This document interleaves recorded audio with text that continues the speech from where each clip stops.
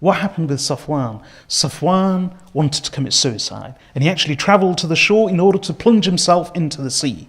His first cousin, the same Umayr ibn Wahb, who wanted to kill the Prophet ﷺ, was dispatched by Safwan. Umayr radiyallahu anhu went to the Prophet ﷺ and said to him, Ya Rasulullah. Prior to this, the Prophet ﷺ had declared that Safwan is not to be forgiven. He is not to be spared because of his history and all that he had done. So Umayr went to the Prophet ﷺ and said, Ya Rasulullah, Safwan is a chieftain of his people. O Messenger of Allah, show him clemency, mercy. Prophet ﷺ accepted Umayr's intercession on his behalf, despite everything. Prophet ﷺ said to him, go and bring your cousin brother to safety.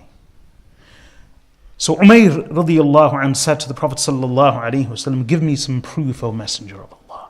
So according to some narrations, he gave him his imamah, and according to others, his cloak. Either way, the most famous narration is a cloak. He gave the cloak to Umayr. Umayr then went out searching for his cousin brother. When he found him, he actually found him at the port. He intercepted him and said to him, don't go anywhere, do not plunge yourself into the sea. Muhammad remembers you, i.e. the Prophet ﷺ, and he will forgive you, if only you go and present yourself humbly to him.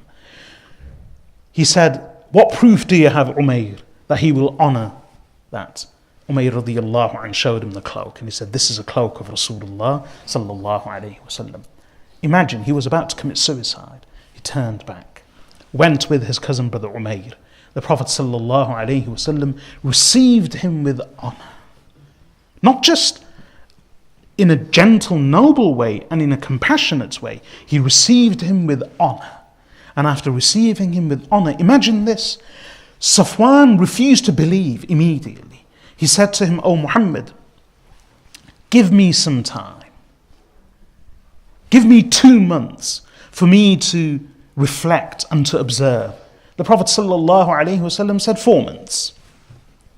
I give you 4 months to do what you wish. Roam, remain with us, observe, reflect.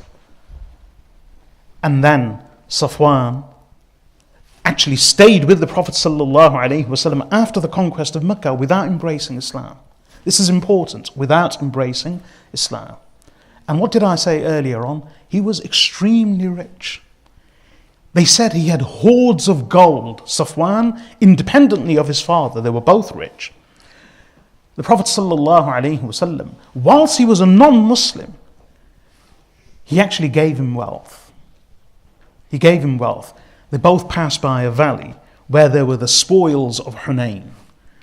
The valley was filled with livestock, cattle, flocks of sheep, goats, herds of goats. Prophet ﷺ said to him, Safwan, do you see all this? He said, yes. He said, would it please you to have this? Safwan was in no need. He had hoards of gold. In fact, after the conquest of Makkah, before the Prophet ﷺ gave him this gift, Safwan actually lent the Prophet ﷺ arms and weapons for the Battle of Hunayn.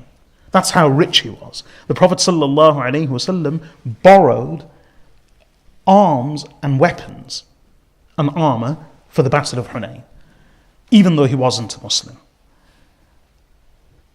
Imam Muslim and Imam Tirmidhi rahmatullahi alayhima both relate a hadith in which it's related that Safwan says, the Prophet ﷺ gave me wealth, even though he was the most detestable person in my eyes in the whole world. He gave me wealth, and he continued to be generous and noble to me until he became the most beloved of the whole of mankind to me. And the reason I mentioned about wealth is this. No one should think or suggest that Safwan was bought over by wealth. What would a few goats and sheep mean to Safwan ibn Umayyah, who, along with his father, both independently rose to prominence and power and influence because they had hoards of gold? So Safwan said to the Prophet ﷺ when he offered him some wealth, he said, "O Muhammad, only a messenger of Allah could be so generous." He said, "I bear testimony that indeed you are the messenger of Allah." Safwan embraced Islam. This was a son of Umayyah, the one who had conspired along with Umayr to kill Rasulullah sallallahu alayhi wasallam, who paid for his assassination. And yet Allah subhanahu wa ta'ala turned his heart through the clemency and compassion of Rasulullah sallallahu alayhi wasallam.